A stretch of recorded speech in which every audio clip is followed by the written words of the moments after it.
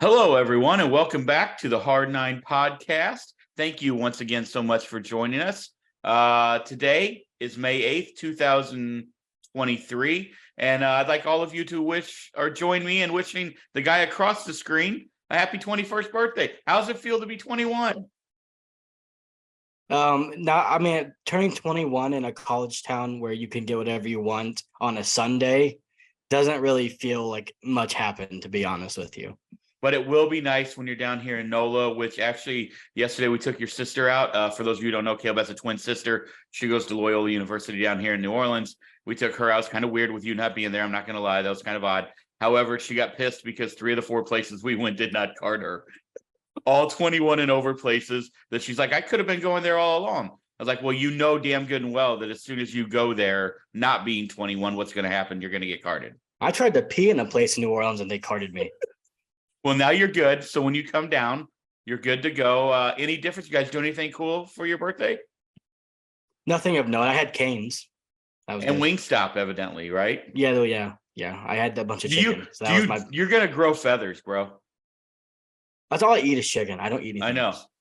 I know. All right, let's get into it. Happy birthday. It was weird you not being here, but it's cool. Now, the Cardinals have won 2 in a row. Don't tell me this team ain't got no heart. Yeah, vibes were pretty good today. We're gonna get into Willson Contreras because that's probably gonna be the title of this video, and that's been the talk around town. I'm glad we waited to record this until today. New information has leaked out. I've seen some Willson videos. We'll get into that later. That have changed, not completely changed my thoughts on it, but have altered my anger towards it to where I'm a little bit more at a place of see what happens right now than let's just get rage at the world, which I was earlier when I called you. But let's get into one of the positives I want to briefly touch on before we get to Willson. Dylan Carlson has taken a hold of the center field job, and that is so huge because him and Lars Dupar have been great over the last week, both of them. So that's big. It looks like the Cardinals set out to find 2 of your 3 outfielders every day.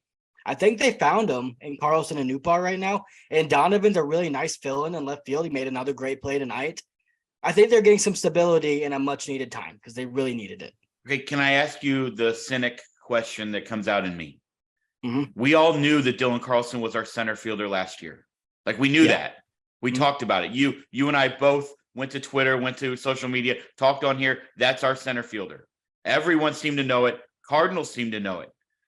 Why did it take them, explain to our viewers, even though I don't think that you logically maybe can, why it took 35 games and a 10-25 record to finally realize that, oh, yeah, this Dylan Carlson guy's pretty fucking good in center field. By the way, he's healthy. He had a really good spring offensively. And I understand the woes from one side of the plate. I do. I understand that for Tommy as well. But at some point, I've been saying it all year, you got to put your best guys on the field. And I just don't understand for the life of me why they went through 2 other center fielders before they finally realized the guy that they said was their center fielder is actually, yes, their center fielder.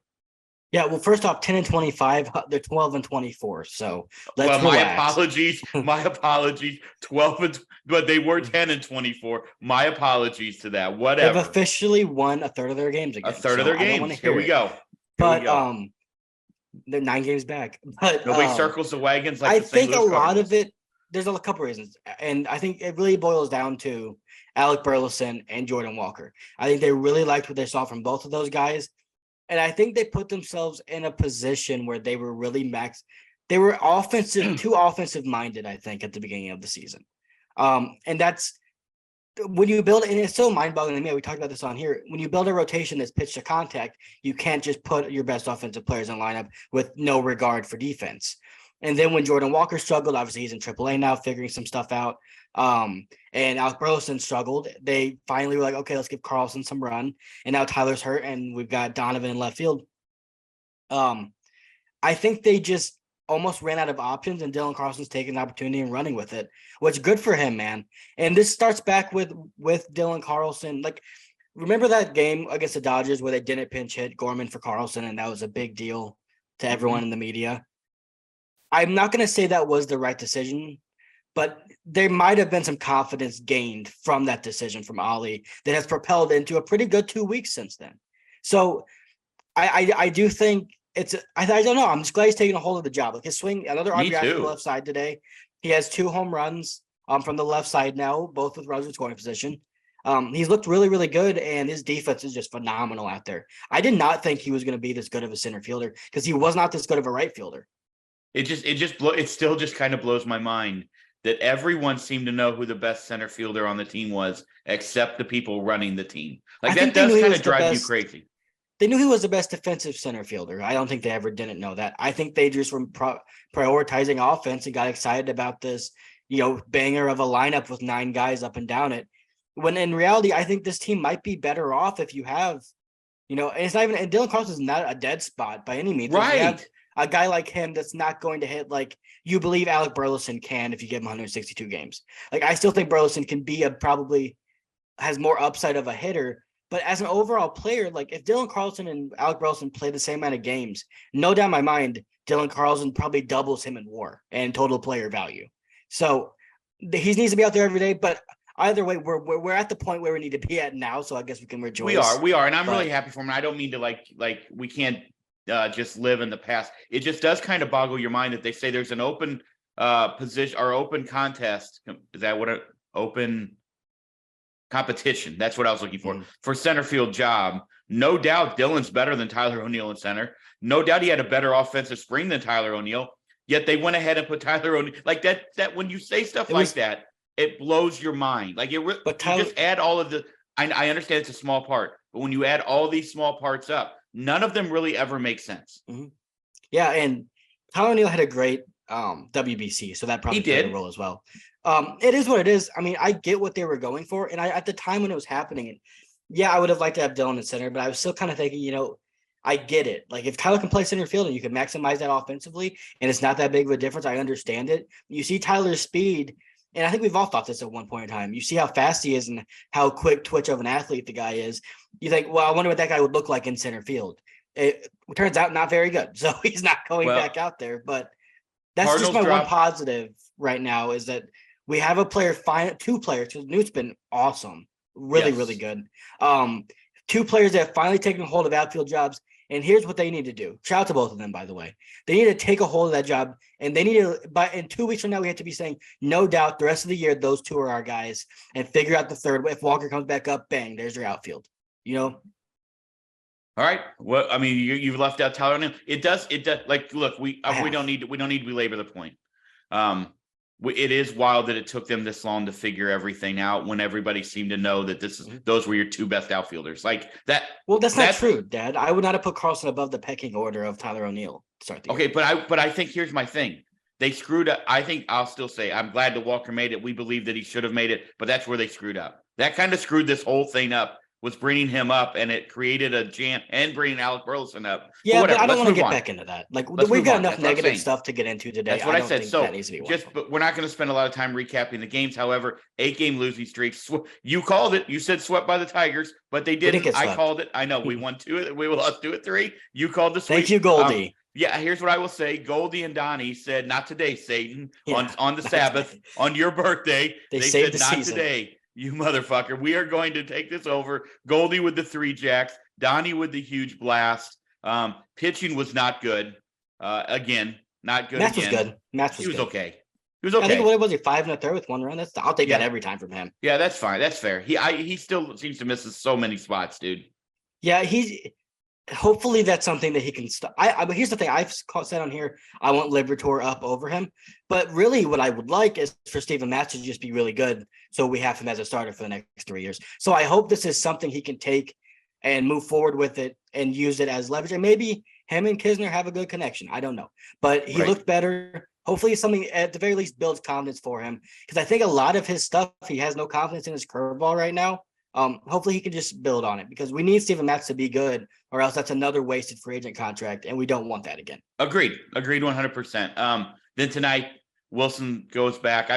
We're going to get into Willson here in just a second because that's transition into that going home. You know that in Wilson's mind, he was going home as the catcher of the St. Louis Cardinals. I feel absolutely terrible. I mean, there's a lot of things I'm going to say about Willson Contreras. I feel terrible for that right now. However, what a fucking way to show out. That dude might be the mentally strongest man in the Cardinals locker room. he is very well, I don't know, but he's really impressed me with a lot of the ways, with the entirety of how he's handled this. And I'm gonna send you a GIF right now on Twitter, and I want you to look at it because I think it is something that goes along with this, and we can react to it at the same time. But well, this is great. This is great video. I'm sending it to You you, and but I I'm gonna looking at a video that no one no, else I want you to look at it so you can see what I'm talking about. And I'm going to say it on here. But what it was is it's Willson Contreras going through the handshake line and looks pretty excited for Andrew Kisner, right? Yes. But Yes. that's the leadership I want on this team. And here's the thing with Willson. He's going through a tough time right now. I think it could benefit him in the future. We'll see. We'll get to that in a second. But he got paid. He doesn't ever have to worry about that again. He got his big contract. I don't know how well he'd have to play to get another contract bigger than that, but I don't think it's going to happen. He's got his money. He's with the Cardinals for 5 years. So that's all set in stone. So at the end of the day, I think what he just cares about is winning now. He wants to be the catcher, obviously, but like he's here. So he might as well win because you're here and you got paid. Right. So that's all he's got to play for now. So I wonder if that's part of why he's kind of like taking a step back, his comments were really good today, I thought. Very upbeat. Let's get to that because I know you don't have St. Louis today, or is that what it's called? Post Dispatch. STL today, whatever it is. STL today, yeah. No. I saw some of the comments come out that he made when he had a big scrum with Chicago and St. Louis reporters. And I was kind of like, I don't know how he said this, so I'd like to watch a video of it. And I was waiting for that to come out. Thankfully, Derek Gould had it attached to one of his stories. He seemed really upbeat, and I think what we're starting to find out from what Ali said and what Willson said today is that the external discourse and verbiage surrounding this situation is nowhere near what's actually happening internally. And what I mean by that is I think it is more of we need to fix what you're doing now, because if you keep doing it and we don't work on this and fix it, then it's going to go down a path where we may never be able to recover it. And you're going to be 34 years old and we're going to be like, well, we can't catch you anymore. I think it is looking at it that way. Adam Wainwright, Jack Flaherty being leaders, talking to him, picking him up. Adam Wainwright had some great quotes today. I do think it's being handled in a more positive way internally than we thought. But I think that's the fault of Ollie, because I think his verbiage was very, very strong on Saturday when he announced this. So I'm putting the blame on him and Mozeliak for what they've said and how they've said it. But I do think internally it's not it's not as dark and grim as we thought before. Mike, okay, let me ask you a couple questions because I have so many questions because obviously maybe we'll answers. Find out. You don't, so they're rhetorical, but I think they're things that we need to be talking about. Okay, well, how do I start this? Mo essentially, in the Athletic article, said they didn't realize all the great things that Yadi did. I'm paraphrasing, or they took for granted, whatever. How can you be the leader? Hold on, let me finish. How can you be the president of baseball operations and not realize what a catcher needs to do day in and day out to be successful? Yes, Yadi did it, but we also have lost Yadi for long stretches at a time over the last 3 years. Kisner filled in fine. We've had others. Tony Cruz has filled in fine. Those guys do not have a pedigree. They do not have a pedigree of Willson Contreras. So I am so confused on what he thought he saw from Willson Contreras, what he hasn't seen or has seen, and what the fuck he's been doing over the last 20 years when you haven't been developing other catchers to do what this guy's doing. Like, the whole thing perplexes me. I think what he meant was he took for granted the preparation that Yadi did, not what he brought to the table maybe, but more so how difficult it is to do what Yadi did, not maybe what he did, but how hard of a transition that is to be doing that. The whole thing's weird. To be honest with you, I don't have answers as to what exactly is going on because they haven't told us. I don't know what they're doing to fix what's going on. So I don't really want to speculate because I think that's unfair to Willson and it's unfair to Ollie and it's unfair to Kisner. I don't know. I know that Jack Flaherty last week, after his really bad start, came out and said, and it perked my ears up, we're throwing pitches that don't make sense. That started this. And I was like, that's definitely about Willson Contreras, most likely. That was my guess. I still don't like that Jack said that to the public, by the way. That's not something that should be said. But I don't know what it is. I don't know if he's just not doing as much work like at home. Kisner came out and said he does all of his work He's already prepared for the day when he comes into the clubhouse in the morning. And then that's just talking to the pitchers and stuff. So he's already I think it's a different style of preparation that they're expecting from Contreras, and he's just not taking to it as fast as they'd like. But then why weren't they working on it in spring training and telling him this? Yes. And also taking to what? Like, here's the thing. I don't know. There That's are what I'm saying. a lot of other teams right now who have new catchers that have pitching staffs that are doing just fine. Willson Contreras has never been known as this great. Like, he's not Yachty. We all knew that going in. But he's also not been known as this terrible, like, liability to your pitching staff. He just hasn't been. I mean, let's be fair. There are a lot of reports out there that Cubs didn't want him back because of his pitch calling. That is what it is. That's what it was. They knew that going into it. Here's my biggest problem. If you knew that was coming out, if you're the Cardinals, I get you can say that you can't really prepare the same way for spring training games. That's obviously true. But I still feel like there's stuff you could have done to try and expedite this process a little bit. How like hard of a process is it, Caleb? That's what I'm saying. I don't think it's fair to even guess, because that's not fair to Willson at all to guess how difficult it is or what they're doing, because we just don't know. So I almost feel like while we're going to try to like pin it on the front office and everything, it might also be saying some things that are unfair to Willson, because we just don't know how hard it is and what it is and what exactly their system is. But I do think, I mean, it's hard to talk about because it's all ambiguous. Like, we just don't really know. All we know is they don't like Wilson's preparation / game calling right now, and he's not catching for now. Here is what I know logically, because I can look at everything and say, why did we not do this? All right. We know that Willson skipped the WBC to come to spring training to work with his pitchers, even though Miles and Waino went to the WBC, fine, whatever. Right. So he was really only working with 3/5 of a rotation. Woodford, let's go ahead and discount Jake Woodford. We know that he's had his struggles. Here is my question then. Okay.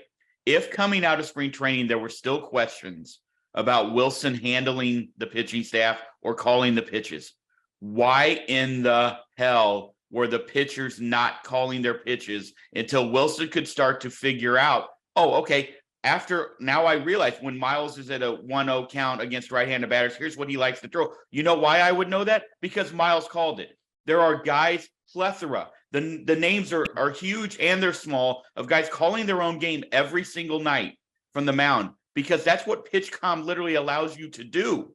So why are the Cardinals not taking advantage of PitchCom and letting their pitchers call the game until Willson feels comfortable knowing everything, and then maybe you can start to get that in, instead of now you're stuck in a situation where now you have Andrew Kisner in the lineup every night. You're carrying 3 catchers. So we went from Taylor Motter, who was a useless position on our team, to now having another one who's useless, and the guy you just signed for $88 million in the offseason to fill the void of your catcher, because you needed to get a catcher, isn't catching.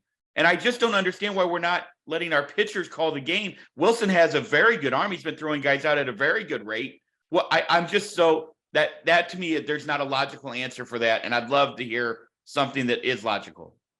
Well, you asked a couple of different questions there. The first one is, why did they not do it out of spring training? Because you can't possibly know how he's going to call pitches in the regular season and spring training. It's just impossible.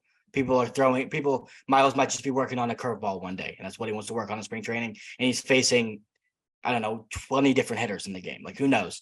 So that's just, it's hard to do that. But also, that is a good point with the pitch calling. I don't know if the pitchers aren't comfortable doing that. It's an individual thing. Here's where it's weird to me. I don't understand why he's not catching at all, and why the reasoning seems to be more about. I'm confused. This is the question I have. Is this more about getting Contreras ready to be able to do it, or is it more about getting the pitchers to perform better? Because I think those are two different things. And if it's about the pitchers at all, then why the hell? And there's familiarity is what they said. Then why the hell was Trace Barrera in extra innings catching the other day? I got it. None of these people have thrown to. Thank you. I've been telling people this all when everybody was screaming DFA Kisner. And I like, for absolutely no reason, by the way, why they were doing that, because they were mad because he wasn't hitting or whatever. I kept trying to reiterate, so you want to bring up another guy who doesn't know the start like the pitchers? That's exactly what we've done. It's exactly what we've done. What'd you say? My point and pass it off as your own. Well, no, but I've been saying that for like a week now. Like, I've literally been saying people, it you're since spring training. Sense. Like, there's no logic. And again, I'm sorry. I coach high school baseball. That's it. I've never even sniffed a major league like dugout or anything. I've never, whatever, that their level of I've baseball, cleaned they've one. forgotten more things than I ever have. All right. But again, my pitchers were calling, if they didn't like what their catcher put down, guess what they did? They shook him off and threw what they wanted to throw. I have a question. It blows. And This whole thing blows my mind, dude. Okay, I have a question. I wonder if it's more if they were like, yeah, our pitchers can do that. Okay, they can call their own pitch. They can do this. But if they're in a spot where like we have this guy for the next 5 years, we need to figure out how to get him on our page now. So maybe it takes him 3 weeks, a month of him not catching. Maybe that's what it is. But moving forward for the next 4.5 years, now we trust him to call the pitches the entire time. So now we don't have to worry about this ever again, and we don't have to worry about pitchers doing it. Maybe that's what it is. I genuinely don't know the answer. It is very strange. I have never seen anything like this in my life. I really haven't. I don't even know what to say. Like it's right now, even though Contreras had a great game today, he was awesome. It looks like a massive failure of not only an offseason, but of a contract again, that if he doesn't figure it out and get on whatever page they want him on, and he's not trusted to catch in the postseason, then if they fucking get there, but They're down the not stretch getting this year, even they have a chance. If down the stretch this season, then it is a massive failure of a contract. Because at first, I don't know if this is how it seems to you now. It seemed like they were punting on a 5-year contract a month in. Yeah. Maybe that's not what it is now. The verbiage has changed, but I also want to say Moselak's verbiage, stupid. Like he sounds like an idiot right now. Well, And the optics Hold on on, John hold on. Mozeliak right now are terrible. He sounds like one is full blown panic mode, but also like just contradicting himself. Bringing up Sean Murphy's name. Why are you if I'm in the bridge, like why the fuck are you talking about my catcher? Stop talking Right. about you trading for my catcher. Don't bring up Sean Murphy ever again. I don't care if you're asked about him. Say that's not my player. I'm not going to talk about him. Why are you talking about that? You signed Willson Contreras, whether or not you regret it or not. I don't give a shit. Figure out how to get him as your backstop every single day, and figure it out now. Because you can't do this. For me, his leash is gone. It's been gone since after Steven Matz started blowing up. If this Willson Contreras contract doesn't age well, he's like that's a really, really bad look on him and the entire organization. Because right now, like I don't think it's even Wilson's fault because you knew who he was when you were getting him. This is who he is. He's offensive minded. How can you say we're going to keep with the same routine Yadi was going through when you got a player that is literally polar opposite of Yadi in every way? Right. The only thing they have in common is strong throwing arms. Yeah, and you and I have talked about this before, and I think it's incredibly valid to talk about. Like, okay, Jack can say whatever he needs to say, whatever. I still don't know. I don't know the entire context of what came out. I haven't seen the interview. I don't know the context of everything there, so whatever. But here's the thing. Like you said, okay, Willson 0-2 calls for a curveball. Is it Willson Contreras' fault that he throws a cock shot right down the middle to Rengifo? Like, is that Wilson's fault? Is it Wilson's fault that with 2 strikes, they've given up 21 home runs, which 21 home runs on 2 strikes? Actually, yeah, hold on. That is kind of what they're blaming him for, I think. How? They think he's calling the wrong pitches, I guess. I don't know. But I'm telling you what they think, not what I understand, but here's what I'm saying. I've watched Brad Thompson many times say, and Jim Edmonds, that was the right call. That was terrible pitch location. We have talked about it on here. Like Ryan Helsley hanging sliders. That's not like if you call a slider, what should he do with it? Bury it. He should bury it. If he doesn't feel comfortable on the fastball, bury the slider, not hang it over the middle of the plate. Here's the thing as well, though, Dad. Like we've talked about Helsley, that let's go to that game specifically, that Blake Sable game, and I want to throw that in there with the Jordan Hicks 7 sliders in a row that when McCutchen took him deep against the Pirates. We talked about how those pitches made no sense, and we thought that was a scouting report from Dusty Blake. I'm kind of starting to think that was Willson Contreras calling those pitches, which means it makes sense why they were a little bit like, what the hell? Why are you calling 7 sliders in a row, 4 sliders in a row from Ryan Helsley when, throw a sinker, throw a fastball from guys that throw 103 miles per hour? So if that is the case, they need to figure it out. But at the same time, doesn't that just take like a quick conversation to say, hey, don't do that ever again? And also, let's just also take it a step even further with the logic. Hey, Ryan Helsley, shake one of them off. It's been happening for 140 years. Like pitchers are still shaking them off. Don't tell me it's the pitch clock. They don't have time. That's not happening. I watch a lot of baseball. Pitchers are shaking catchers off. Oh yeah, Brad Boxberger shook his head, shook him off. Barnhart off like 6 times today. Right. So I don't understand. Like, if you're throwing blind loyalty, like that doesn't make any sense to me either. I get it. I mean, but right still, now, opposing hitters are hitting 210 with 2 strikes against the Cardinals. That's not just pitch calling. That's pitch location and execution. It's the worst in the majors. And there's a lot of 2-strike hits again today. The last 2 games after Contreras was relieved of his catching duties, I guess. There was a 2-strike home run in both games. Yep. And 6 walks today, by the way. Yeah, but that's so are you telling me that Kisner doesn't understand this ancient Egyptian alien and Yachty? They're the only ones who understand it. I'm just so confused. What are you asking so much of your catchers?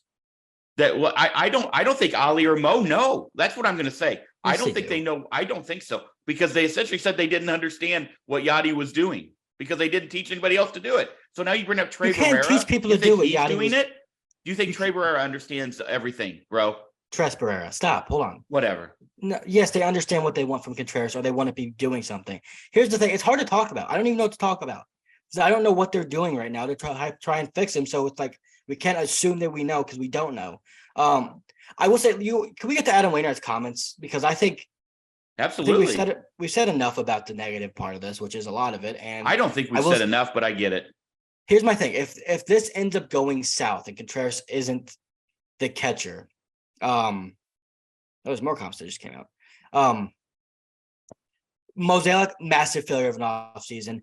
I'm a big Contreras fan, so I'm not willing to say that yet because I still believe in him as a person. I believe that he's going to do the right thing and figure it out. What he has to figure out, I still have no fucking idea. But so today, Waino came out and basically said that he said, Willson, I want you to catch my next game. I don't know if that's going to happen.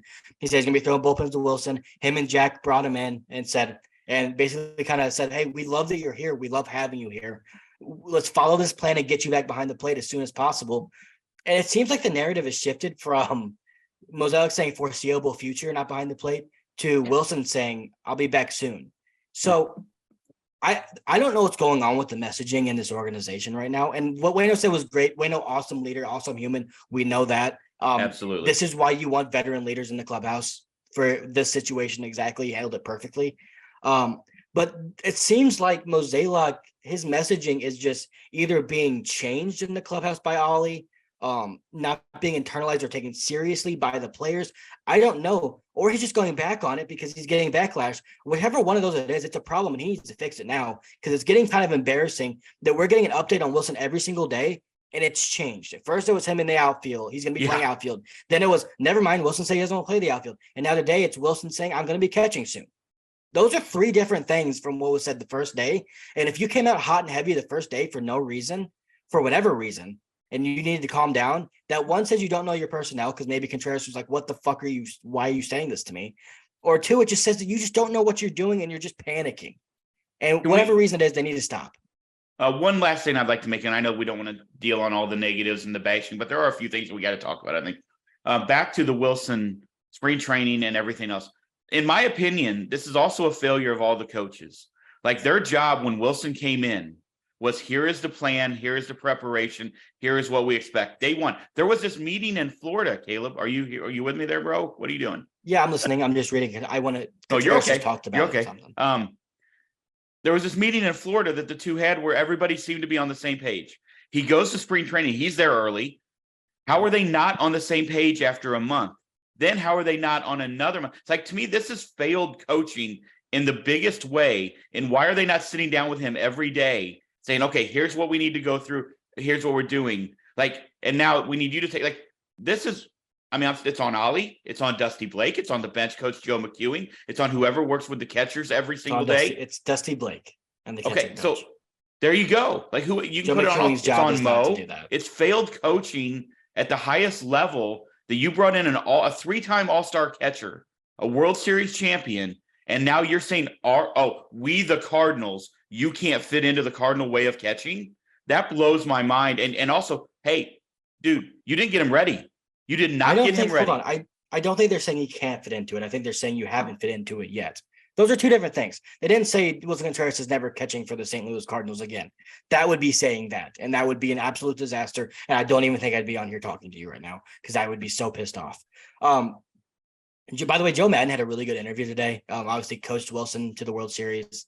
in 2015, 16, 2016. Yeah. And he said that Wilson's really works hard. He's going to get this under control, and he doesn't know what the problem is, but he knows that Wilson's going to figure it out.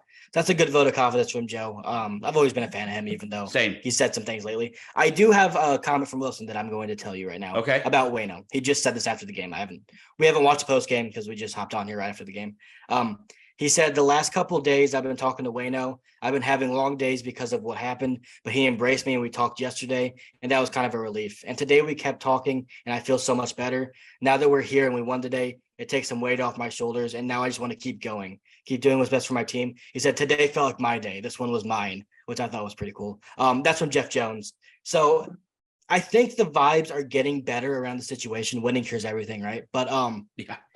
I think it's great to have Wayno in the clubhouse because I don't know where this would have gone if it would have just been Michaelis and Flaherty. Right. Not anything Yeah. against those two guys. I just genuinely don't know if they're the same leaders that Adam Wainwright is because not many people lead the way he does. He leads in more of an embraceful way than the bulldog way that some other guys decide to lead, like John Lackey.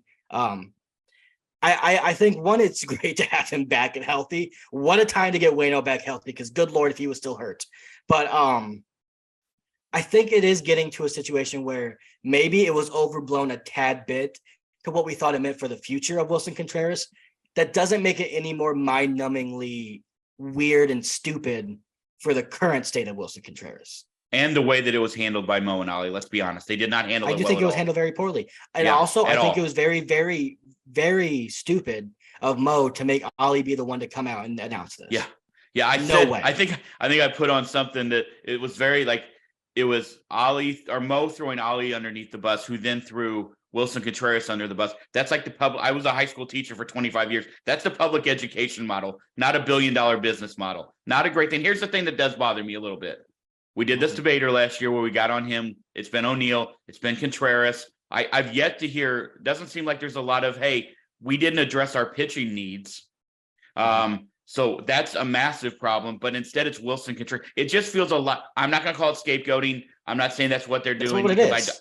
But it sure feels like it. No, but it sure feels like another failed offseason from Mo. Failed leadership from the coaching staff. Okay. Can I stop? Hold on, let me just finish, and then I'll let you address it.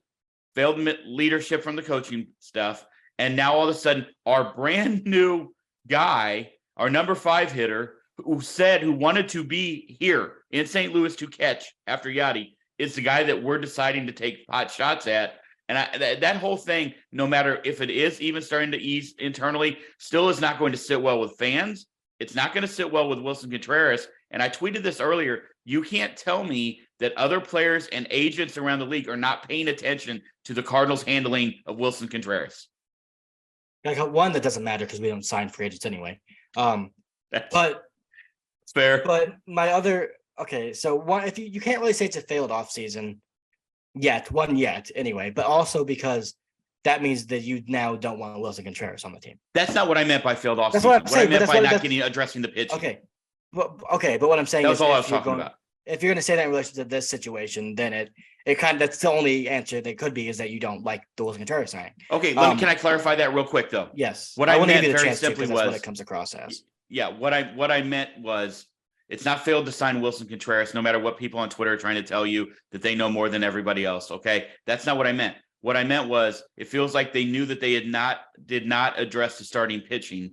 The starting pitching has been bad.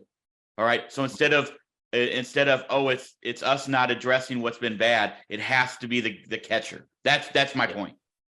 I think there's a couple of things as well. One, Ollie came out today and said he feels that everyone, and Wilson said this too, and so did Wayno, that everyone feels like they're in a pretty good spot to get him to where they need to be, which, like, that's a good thing.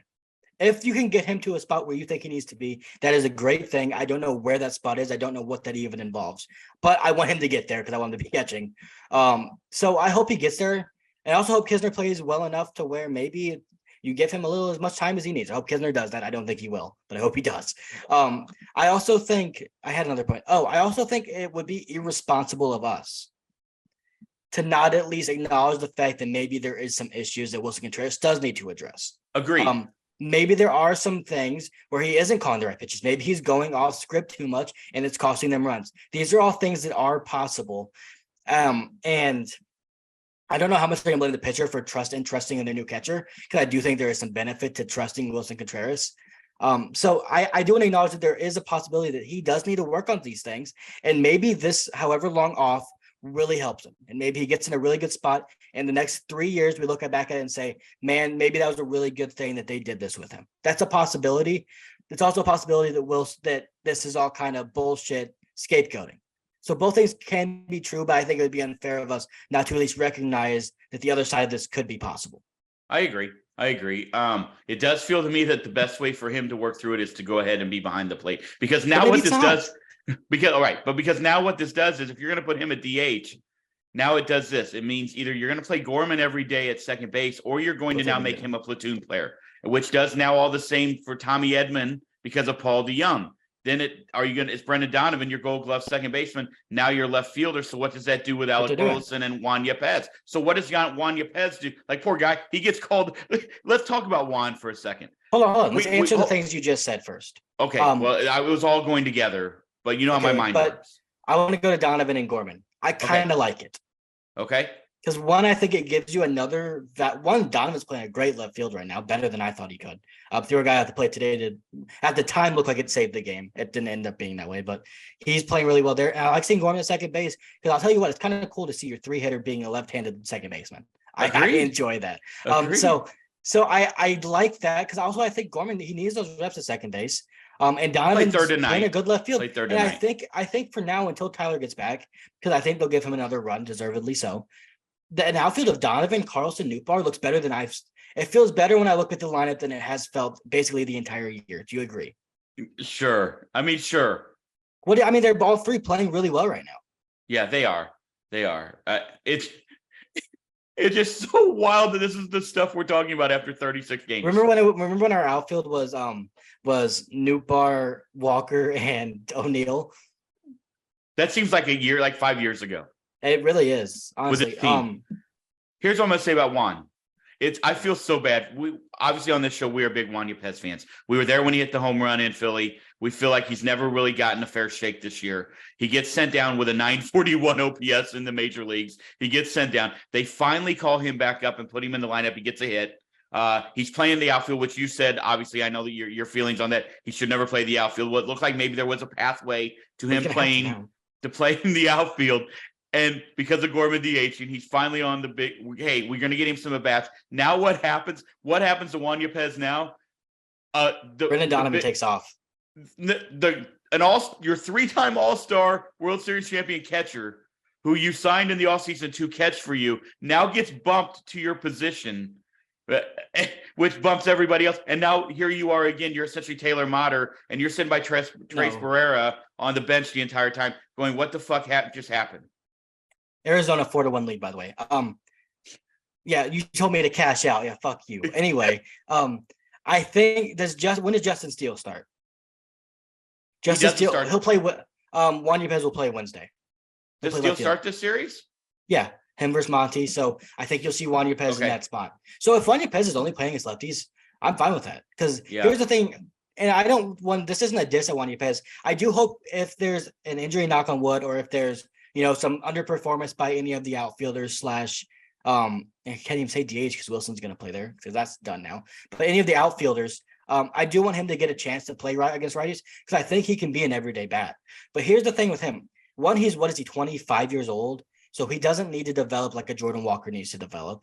And two, I don't think there's ever a route to a clear everyday position for Juan Yepez here. He's defensively limited, and Paul Goldschmidt doesn't seem like he's ever going to age. So I am okay with him being up here if he's only going to face lefties for now, and then maybe he gets more chances later, makes the best of them, and then he's playing every day.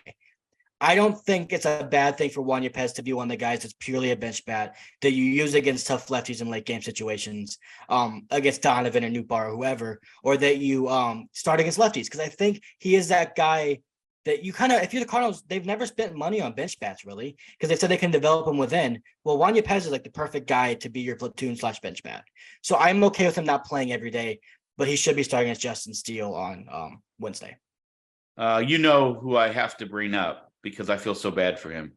Luken Baker continues to absolutely fucking rake it. He's been really good. You have done nothing but diss Luken Baker on this podcast. For some reason, you don't like him. I don't know what he's done. I don't know what he's done to you. But here, I just feel, again, another guy completely blocked that we haven't traded, that we haven't helped out, that we're just letting him sit and mire at AAA, tear it up, and there's no pathway for him here in St. Louis. Other organizations are going to know that. I just feel so bad for Luke and Baker because he deserves to be on a major. He would be on what would you say, 15 to 16 other major league rosters or more, maybe right now. Yeah, I mean, he'd probably be starting first baseman for the Phillies right now. Yeah, the Honestly, World Series, like they were in the World Series last year, and you are correct. I think he would, yeah, because Hoskins went down. I don't know if I feel Yankees. I don't know if I feel bad for him, and here's why. I think he dramatically has changed his standing in the eyes of the organization, but also other teams are taking notice of this. Like their minor leagues are playing him when he's hitting like this, and I hope. I don't want to say I hope he's traded because I think that feels harsh, but I do. I hope he's traded and goes somewhere and flourishes. I don't have anything against Logan Baker. I felt like you did. No, he had just always been this guy that, like, yeah, you knew he had power. He's a big guy. He doesn't do much in the field. He's very limited in his skill set, but he was always kind of an inconsistent hitter at the same time. And you can't only be a hitter, but be inconsistent at that. That's not a good recipe. But I am really happy for him. Like I have nothing against the guy. I hope he plays somewhere and is great. If I don't want him to ever start here, because one, our $80 million, $90 million catchers are DH, so that's locked up. And also I don't want Paul Goldschmidt to ever, knock on wood, get injured or anything like that. So I don't want him to ever start here. But I hope he gets a chance somewhere and flourishes wherever that is. Is it odd to you? Okay, we're gonna talk. I do want to talk a little bit about like just the front office and maybe the game is like moving faster than what our front office is moving at.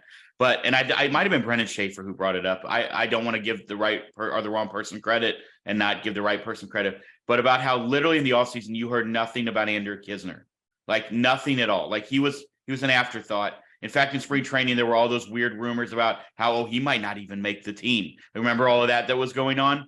And now he is your savior, your Lord and Savior behind the plate is Andrew Kisner, which, by the way, shout out to him. You and I have been Andrew Kisner fans. I think he's never gotten a fair shake in this organization at the big league level. And there's a reason. His name was Yadier Molina.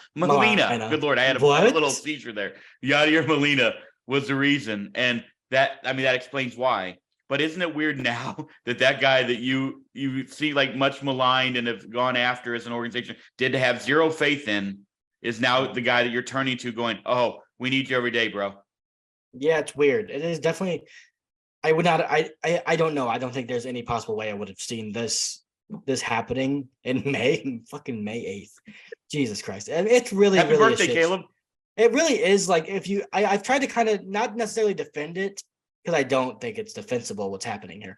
But I did try to kind of put a more positive spin on it to say there is a way that this ends up turning out positively. And we might never even know that that's what happened. We'll see Contreras back catching and he does a good job, which I hope is what happens.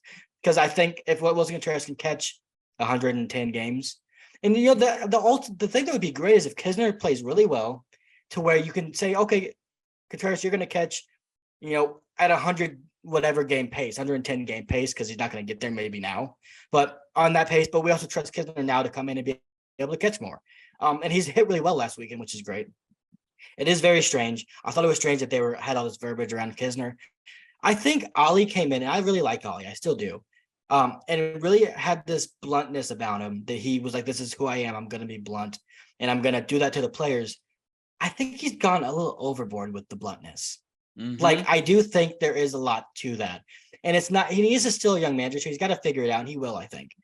But like, you've got do it internally if that's what you want to do. And if your players are responding well to it. I don't need to know every single move you're contemplating making. I really don't. And they should have said, Willson is dealing with something right now, and he's just not going to catch for a little bit. He's just going to DH. He's dealing with something. Then at least I'd be like, why isn't he on the IL? But I want to be like, is our $90 million catcher the biggest free agent contract ever handed out to someone not named Matt Holliday, who was already here before that anyway? Is that deal dead now? Like, what happened? Like, I think they need to be. I think they need to lie to us more. Lie to me. I don't want to know all these things. Right. Well, like, I'm assuming they are lying to us quite a bit. To be fair, what are they lying about then? Is there murders going on? We know everything else. Are we doing players in jail? How many impingements can our guys have, bro? The one thing about Kiz, a couple things about Kiz, his home run the other day was his first hit against the lefty. Isn't that wild? Now he's had a pretty good couple days lately. You want to hear something great from our guy Kareem? Top 3 barrel rates of the Cardinals in 2023 for the people who watch might be surprised. Number 1 is Paul Goldschmidt at a 17.8%. That's very, very good. Number 2 is Andrew Kisner at 16, and number 3 is Nolan Gorman at 15.5. Thank you, Kareem. That's a fantastic stat. Like, no one would have thought that. But yes. Everybody on Twitter wanted him DFA'd this week, bro. A week ago today, they wanted him DFA'd. He had 4 barrels this weekend. He got robbed of a home run this weekend too. I don't know if you were watching it. He got robbed, and he smoked 2 doubles yesterday. Man, I would love nothing more than for Andrew Kisner during Willson Contreras' leave of absence, whenever that comes to a close, sooner rather than later, I hope. But I would love nothing more than Andrew Kisner to just prove that he could be a really good number 2 and maybe a decent tandem with Willson Contreras, because I think that could benefit them both. Is there nothing more 2023 Cardinals, or even the last 2 years Cardinals, than what's going to happen right now? You literally just put it out there. Andrew Kisner is going to go on an all-star sort of run. I hope he does. He's going to be defensively incredible. He's going to hit like he has. The guy, first of all, for those they're going to give him a $90 million who are new to Andrew Kisner, look at his minor league stats. They are incredible offensively. He's always been known as a defensive guy. Also, pitchers love him. That's why, for everybody who kept saying send him down and DFA him, there's a reason that was never going to happen. But here's what's fun. Hold on. Let me finish this. How funny is it going to be if he goes on a scorched earth run behind the plate? And now what do you do with Willson Contreras? Give my DH, baby. Like, that's going to be another decision for them to screw up right there. Another decision for them to screw up, because then they're going to have to put Willson back in the catcher, because they've said that's the long-term goal. But now Andrew Kisner is going to, at the age of 27, become JT Real Muto. You're talking about best case scenario here. One, he's never going to be JT Real Muto because he doesn't run well and he can't throw very well. You know what I'm saying. Will Smith. Yes, I don't know about that either. But I do think I think a lot of people get hung up with their narratives online, both beat reporters. There's some beat reporters. There's some great ones that say those. Katie Wu, Derek Gould, Ben Frederickson. Those people, they're awesome at their job. They're really, really good. There are some, I'm not going to name any names, but there are some that have narratives that they stick to, and they put opinion columns out at the beginning of the year. And man, they want to stick to those as tightly as they can. So when Paul DeYoung's in the lineup, and there's people, when Andrew Kisner's in the lineup, there's people on Twitter too, just normal people that aren't beat reporters that do this as well. I'm a Cardinal fan, man. I hope whoever's in the lineup does great. Right. I don't know why people care. Paul DeYoung looks really good, and people are still hitting on him when he's in the lineup. He looks really good again today. He smoked a double. And he took a great at bat, where I think if it wasn't windy and the outfielders weren't playing in today because the ball was going to just keep carrying in, it's probably an RBI single. The one he hit early. Oh, yeah. Okay. The other one I meant was I'm talking about the line drive. Yeah. Hit a low sinking line drive right to Seiya Suzuki in right field. But I think if they weren't playing in because of the wind, it probably would have been a hit. I see what you're saying. So I think he's taking great at bats. He's still striking out. He's going to do that. But man, I'll tell you what, I have way more confidence in him than Tommy Edman hitting right now. Like, yeah, I don't understand why people want so badly for whatever hot take they made at the beginning of the year to be right, to be correct, that you now root against people that can threaten whatever take you had. And let me tell you, there's a few people out there right now who are on the Willson. Hey, I told you about Willson Contreras. They're telling everyone. They're not just telling people on Twitter. They're telling everyone. Yeah. Why are you making that face? Because I don't want to go down this road. Well, you just went down the road. I was adding to it. Okay, but I wasn't actually okay. Yes, there are people that didn't want Willson Contreras. Man, he had such a good game today. Can we get into that a little bit? And then do you have other things we need to get into? I have like 4 small things I just want to get your takes on, and then we'll get out of here. One thing I do think we need to hit on, the moves that were made. Obviously, O'Neill put on the IL. Yep. All right, back spasms. We got a lot of back spasms on this team, right? Nolan tonight. Soreness, I think. Okay, soreness, and then Nolan had a neck stiffness. What are you seeing? Oh, okay. We got a lot of from spinal issues going on with this team. Yeah. Anyway, James Nail brought up that was honestly, I believe that was the move for Waino's start, maybe a little bit, or to stretch everybody out. But yeah, what does Matthew Liberatore have to anyway? And then Woody sent back down. Obviously, we talked about Yepes getting called up. Woody IL. Huh? IL. Sorry. IL. Sorry. My goodness, can I do the fucking updates? You messed up 3. Dude, let me tell you something. Let me explain something to you. I think I've drank every night for the last 10 nights with Jazz Well, Fest. stop it. We went to like 5 concerts. I'm running on fumes. I don't drink soda. I had 3 sodas today. And about 4. It was so hot at work. I think I lost 18 pounds at work. You're getting fumes right now from me. So I couldn't pronounce Melina's name. Got the Woodford thing wrong. It's going to be one of those. It's just one of those nights. I apologize to those watching. By the way, those of you watching, thank you again. You can find us on our socials right here. Hit that subscribe button. Subscriptions have gone up we've gotten added 45, 46 of you guys over the last week. Awesome. Thank you guys some so much. Of you guys Appreciate really liked it. my rant, and some of you guys really didn't. They did. Yeah, that's good. That's what we want. We need the mixed bag. I don't know.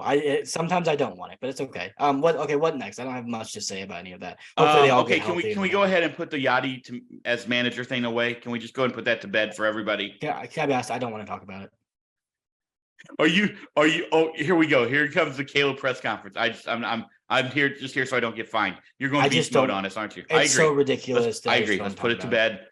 Can we talk just for a minute? And we don't have to spend a lot of time because it is manager. No, I'm done. It's gotten so bad, dude. These MLB umpires, bro. Like the other night, they take you out of games, and then when Dusty Blake is trying to tell the guy that he was trying to get the check, the attitude that the guy gave back to him, as if don't even fucking talk to me. These umpires are out of control. They're terrible. Look at the grade. All you guys got to do. Is it MLB grades? I don't remember what it's called. The umpire grade card that I follow. Umpire scorecards. All you got to do, we understand the job is hard. I understand that. But this is beyond that now. It's become straight arrogance from these guys. Yeah, well, Dusty Blake was in kind of the wrong there because he couldn't challenge that play. I don't know what he was talking about. Like that play's not challengeable, so I don't know what he was doing. But yeah, they've been really bad. It's bad when I really thought CB Buckner had the best performance I've seen in a while today. Like he was pretty good today. He missed some calls, but better than most. Like it's really bad. It's been really, really bad. And I almost wonder how much of that is also getting put on Willson because you've got close calls that aren't getting called strikes. And is that on him? Is it on the umpire? That's another thing that bothers me about framing. It's just like, how do you know if the umpire didn't just miss a call? Like what if Willson framed it perfectly? Like you just don't know. But yeah, they're really bad. The job is difficult. I really do still believe that you're making humans do a robot's job when it comes to pitch like balls and strikes.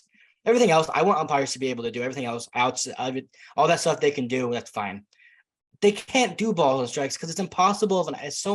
It's so hard of an ask, and it's millions of dollars on the line, and it's wins on the line, and it's people getting fired on the line. Because think about this: like if Ollie would have gotten fired after the Wainwright start, there was a ball Wainwright threw right down the middle. That would have been a strike him out, throw him out, but they called it a ball, and we end up losing the game because the inning snowballed. And imagine if Ollie gets fired because of that. Does Ollie get fired? Yeah. If that's called a strike and the inning's over and they win the game. So that's actually it actually is how dire some of these games can be. The umpires can mess it up that poorly. So I just think balls and strikes, and that needs to be some system that can help that out because it's been really bad. Everything else, I think they do a fine job at everything else, but that stuff's annoying. Yeah, the frustrating part is watching them make a call one way the entire night and then change it in the 9th inning. That's the things it does. That's what gets managers fired, but also gets them ejected. And it also gets you fired. I mean, it's just it's ridiculous. It's frustrating. One thing that I don't think this pod ended up being a little bit more positive than maybe we thought it was going to be about 5 hours ago. However, one guy that I don't think we've given enough love to, actually there's really 2, but I think is Lars Newpar. What he has done since he's come back from the IL, another great at bat late in the game tonight to get on base. I mean, he just puts up great at bats. It feels every single at bat. He is the best play. He is like Joey Votto type play discipline. Does feel that way. Chris Carpenter, Matt Carpenter. Matt Carpenter was Matt Carpenter too. Yeah. I remember Matt Carpenter always had the most strikes called against him that were out of the strike zone every single year. But yeah, like those guys, like that's who he reminds me of. His play. The only he's betting he's almost betting 300 now. He walked 2 times again tonight. His OBP, he has the highest walk rate in baseball. When he starts lifting the ball like he can, because he's like a 70% ground ball rate right now, which is like higher than Jordan Walker's was. We know Newt can lift the ball. Like we know he's capable of doing that. He has some injuries to his hand as well that might be contributing to that. But when he starts lifting the ball, if he can slug 400, you're talking about an 850 OPS guy. Like that's how good this guy can be. Like there was a moment this weekend when that game that we end up losing in extra innings to the Tigers, where I was like, man, Lars Nootbaar might be the best player on this team right now. Like, and then Goldie hit 3 home runs and made me sound stupid. But like, I do think Nootbaar I think he's the third best player on the team overall. The value. I think that's impossible to argue with.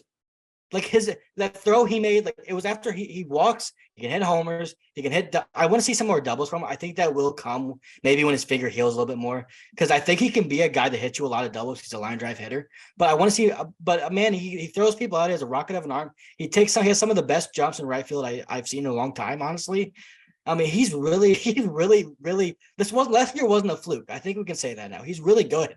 You're literally, like I said, comparing to Matt Carpenter. That's who he reminds me of at the plate a lot. The prime Matt Carpenter, when he was putting up those incredible numbers. Now the power hasn't gotten there yet. It took Matt Carpenter a while to get to the power. But we're also talking about a guy who also is going to play above league average. Well above average. Average. Exactly. And which Matt Carpenter did not do. With one of the best arms in right field in baseball. Like, he has a rocket of an arm. I think he can be similar to Matt Carpenter's numbers, not after 35 home run season where Matt Carpenter went nuclear because he was eating a bunch of salsa. But I do think, though, it might be Lars Nootbaar might have easier, more natural power. Like, he's a big guy. Like, when he gets it, he hits the ball harder than Matt Carpenter ever did. So I do think he can find that. And last year, he hit 14 home runs. Like, he was on pace to hit in the 20s. I think he's going to be a 20 to 25 home run guy. That might be above an 800 OPS with plus defense, and he's fast. He's stealing bases now. Like, he might be a 5-win player. And that's nothing. That's a lot of, we give this organization a lot of shit about not being able to develop superstars, but to be able to turn a Lars Nootbaar into what he's become, that's really impressive. Yeah. And to be fair, that's also like why Murphy's not on this team. Like, that is honestly why they did not want to trade Lars Nootbaar. Correct. And Graceffo, if that was the ask. Now, it is odd that the Cardinals said, well, we got Carlson and Gorman if you want them. Isn't that weird? That I don't like that being leaked either. That was leaked for a reason also. I don't like that at all. That might have been leaked by the Athletics. We don't know. The Cardinals either way, I still don't like it. Very often. What I'm saying is, if that's what Mo said, then that leads to a whole nother question of incompetency. Well, to be fair, at the time it was, we've got a lot of outfielders. We've got Donovan. We just can't know the legitimacy of it. I'm not questioning Ken Rosenthal because I do think he's a very reliable reporter, but that doesn't mean he wasn't fed a little bit of false information, because maybe the Athletics were trying to squeeze more out of Murphy. I don't know. So I just don't know. Well, hopefully on our next pod, which will be Thursday, I guess Wednesday night, maybe Thursday, somewhere in that area after the Cubs series getting ready as we head into Fenway. Hopefully we do a little bit more stuff around the league. I'd like to look at a little more things that are going on. There's a lot of good baseball being played right now by a lot of teams, including teams that we did not expect maybe to do this right now. How about Randy Rosarena's home run the other night, going around third, and then just standing there, and then he gets drilled 3 times, and then Kevin Cash gets tossed because they warned the Tampa Bay team as well. Randy is incredible. What he is doing right now is even better than what he's done his entire career, I think. So what we have to hope for is there's nothing major between now and Thursday, so we can take a look around the league. One last thing I want to say, very cool to see Miggy one last time at Busch Stadium. Yeah, I want to touch on Randy for a second, because watch the race. But I thought it was they're Randy and Yandy, dude. Those two, it's like a Randy Yandy party. Those two are really, really good. They're putting up some numbers that, like, MVP caliber starts to the season. I don't know if they'll trail off. They might not. But man, Yandy Diaz, that guy, most underrated player in baseball. I'm gonna keep saying it. He's more awesome. than Kyle Tucker. Yes, because I think people are starting to know how good Kyle Tucker is. Okay, fair. I don't think people know how good Yandy Diaz is every single year. The guy's awesome. But yeah, Miguel Cabrera, I always love watching him, man. It's kind of sucks to watch him be like a dink and doink hitter now, because it's just so strange to me. Yeah. Because remember that I'll go back to this. I think he hit 600 home runs if he plays in any other stadiums. He played in old Miami and he played in Detroit. Like, if this guy played in like just a normal, or in New York neutral stadium, like if he played in Anaheim or something, the guy probably hit 600 and something home runs. Yeah, but he's awesome. Like, what the most pure, and he got a hit there at the end. That was awesome to see. Like, is he the most pure hitter you've ever seen? Like, the guy, is it him and Albert? Griffey, yeah. I guess I haven't seen. I didn't. Yeah, Albert's on that list. Obviously, he's on that list. Barry Bonds. Frank Thomas is on that list. Barry it's a good list. I don't care who you want to choose. Like, I really don't. He's the best opposite field hitter I've ever seen. you could make a case. I mean, I think Albert's the best right-handed hitter I've ever seen, but I Yeah, think me Miggy is number 2. And I don't think it's a massive difference It's when you pretty look big. at their primes. When you look at their primes, Yeah. if you were to do that, it's pretty. I mean, you're talking about a Triple Crown winner, dude. Yeah. I mean, yeah, and stole an MVP that I still think Mike Trout should have won, but that's fine. Miggy's the best I've ever seen in my life at hitting the ball the other way. Yes. Yeah. I've Albert was never really good at seen that too, but yes. No, I've never seen anything like Miggy. Miggy could almost will. It's like he could will a homer or a double the other way whenever he wanted at times. He was so talented. It was crazy. That's David Ortiz from the left side. That's what he did in Boston. Like, he played that wall better than anybody. Yeah, but Miggy didn't play in Fenway. No. I understand. I'm just saying David Ortiz was that way from the left side. David Ortiz was hitting flyouts to the left fielder that got off the 310-foot fence. But Miggy was like hitting lasers. Like, in his prime, it was crazy because you would watch him. I remember, this is like a core memory of mine. I remember watching him in Toronto against the Jose Bautista, Josh Donaldson, Edwin Encarnacion Blue Jays. And he hit 2 home runs that day in Rogers Center. And they were both just fastballs painted on the outside. I think by like, what was that Sanchez guy's name?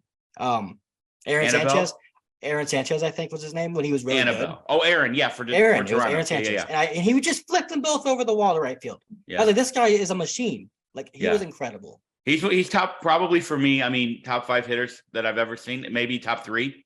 If you want to go, Bonds, Griffey, Cabrera, Pujols is a pretty good 4. If you want to go back to Miggy's best moment of his career, I was 1 year old, so I don't remember it, but I've seen the clip 100 times. His home run off of Roger Clemens in the World Series after he knocked him down on a fastball up and in. I mean, that's who he was. He was such a pure hitter, and I'm glad he's still playing. But I mean, why wouldn't you? He's making like $35 million. Yeah, he's done. He's done. He's like a $35 million to sit on the bench. What a job! It was just cool to get to see him at Busch Stadium again. Obviously, I wasn't there, but that was cool. Anything else you want to get to before we get out of here? No, I don't think so. Hopefully Nolan's okay to go tomorrow. This might be a blessing in disguise. That guy needs some days off, man.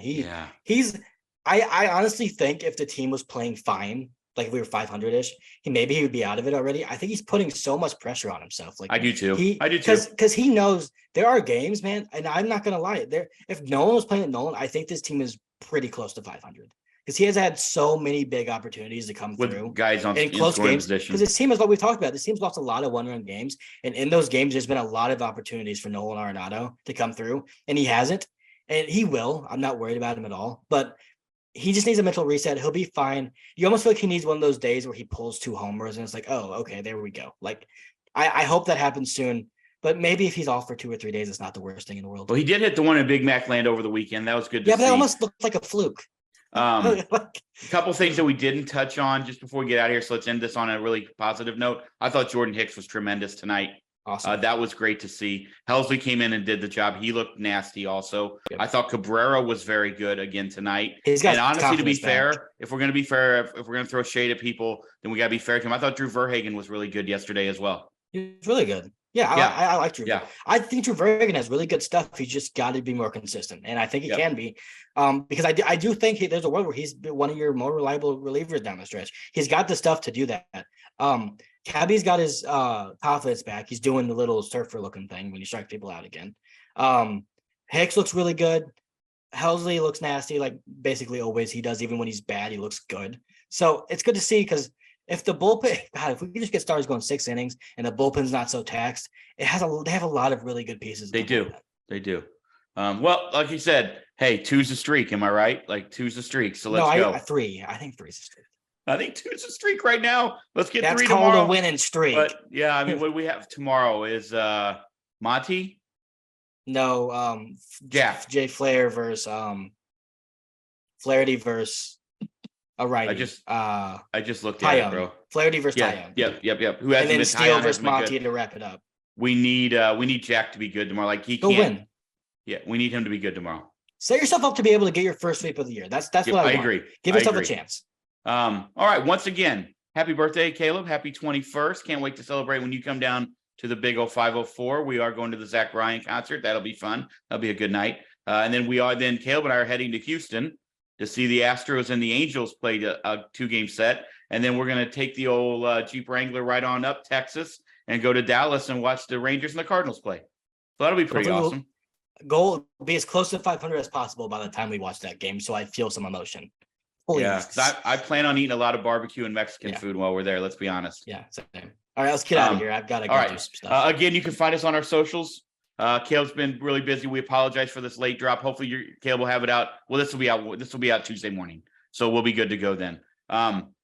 Everybody have an amazing day. Be excited for 2. Let's hope that the Willson thing all smooths over and we're all rolling the way we need to be here in the next couple of weeks. That's what we want, and we want all of you to have a fantastic couple of days. We will talk to you soon. Hit that subscribe button. Let's go Cards.